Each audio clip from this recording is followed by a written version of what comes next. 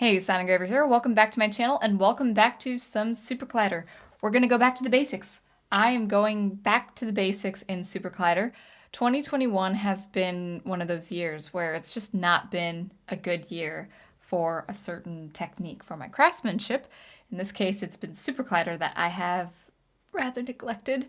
I would say spanning the total 10 months we've had for this year, it's been about 2 months I've been in SuperCollider. So I'm trying to salvage some time and spend time in SuperCollider both for November and December.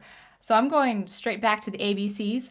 Very simple sounds, very simple synth defs, and so hopefully you'll enjoy the process as I pick up the pace, eventually. But yeah, let's just do some very simple sound synthesis. Starting with this one right here for our synth def, I'm going to produce a sine tone with the frequency of 200 hertz, a very moderately soft amplitude, and our output on channel 0. Our variables are sig for signal and envelope.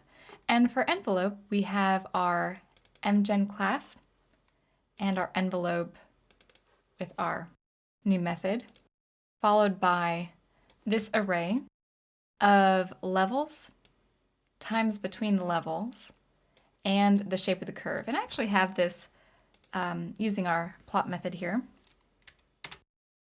This is our shape of our sound. So we have a pretty quick ramp down with a little bit of tail there. And then we'll apply our signal with our sine oscillator, UGen, and our freak argument, so we can modify it in real time as we go, and scaling it with our envelope and amplitude, and also sending it to the stereophonic space with the shortcut exclam2. So let's go ahead and evaluate that, and we've got it. I'll go ahead and make this a little bigger so you can see. And here's our sine tone. Very nice. Pretty basic. Now, as far as our stereophonic space here, you also can write it out like this down here. And it should output the same. But I do think this is a little cleaner.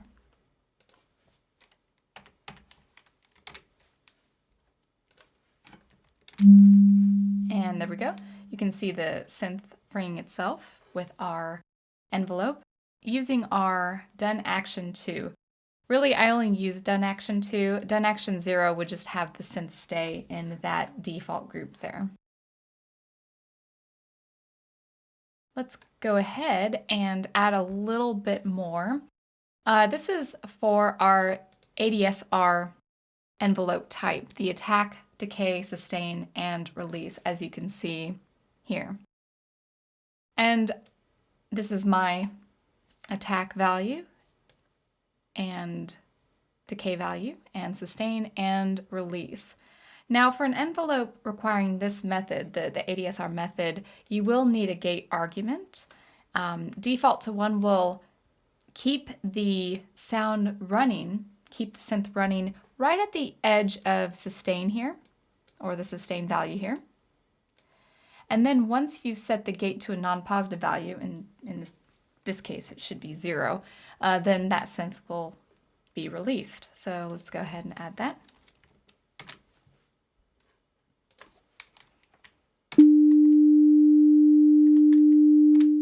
With our 1 second release, and then you can re-trigger it. And I can find this to be handy in something like a live performance with live signal processing and sound synthesis.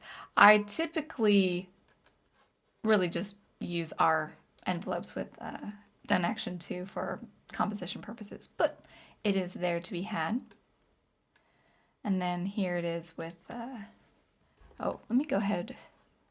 No, we still have it. Let me go ahead and free it first, reevaluate it, and set it to a random frequency. Oh, 1 second. I freed it.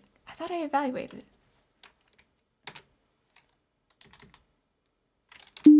Okay. Oh, all right. I know what I did. I did it out of order.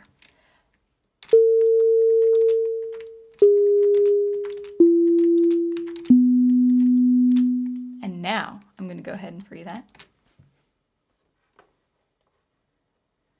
All right, and now some, as Eli Field-Steele would say, syntactical sugar for envelope.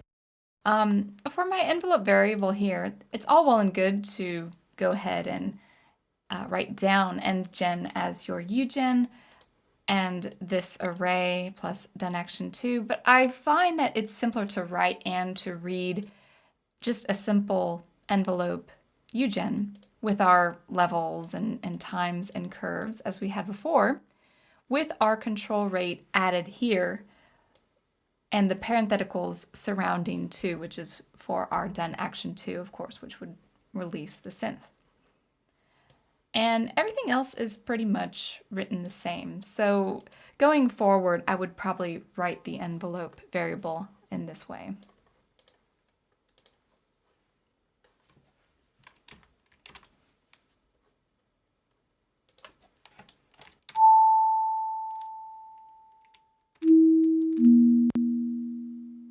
Gotta be a little bit more careful. It's been a long time.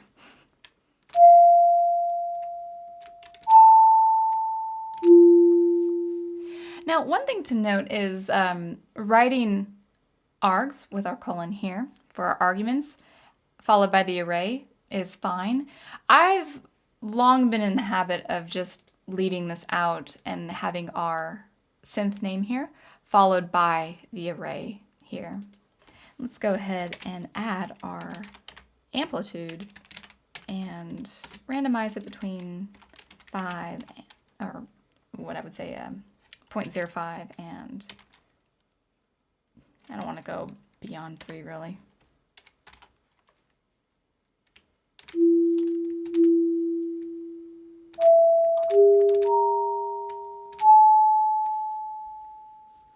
I like the softer amplitude, especially with something as present as a sine tone.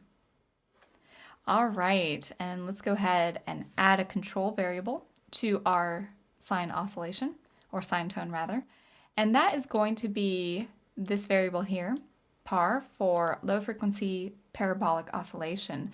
And this will be at a default of 3 oscillations per second. Parabolic oscillators are quite smooth in motion, not so clippy as you would hear in, maybe LF pulse or whatever that might be. But adding this to our sig, we do scale the 2, or add it as a multiple, and multiply that sig with our envelope and our amplitude, and of course the exclam for stereophonic space. We'll go ahead and add that. And here we have it. You can hear a little bit with that. Why don't we go ahead and hear it with maybe a higher frequency. So you can hear it 3 oscillations per second. You can also hear it as the sound source decreases visually in the scope. But let's add some variance to this parabolic frequency, as I have here for par freq here.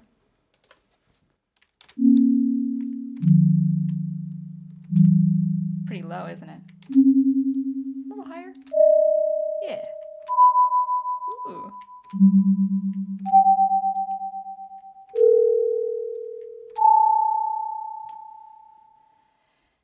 And there we have it. I was just spending today just covering the basics again. And so, of course, these oscillations and these synth defs will expand over time.